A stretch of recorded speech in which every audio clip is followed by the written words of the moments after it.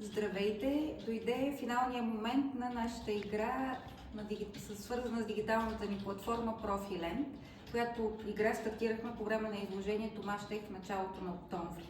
Благодаря на всички специалисти, които посетиха щанда ни и се включиха в играта.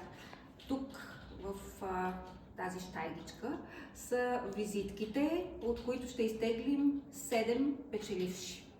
Започваме!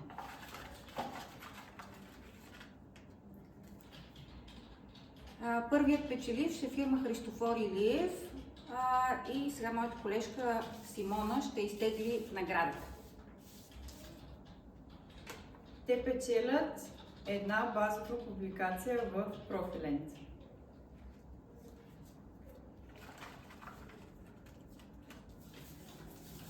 Вторият печеливш е фирма Булмак Метал.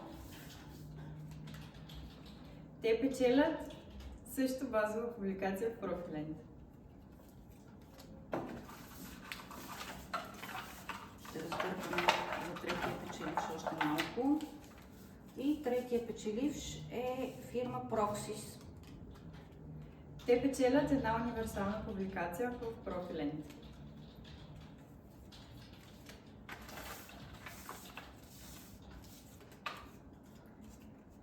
Четвъртия печеливш е фирма Томе. Те си спечелиха премиум публикация.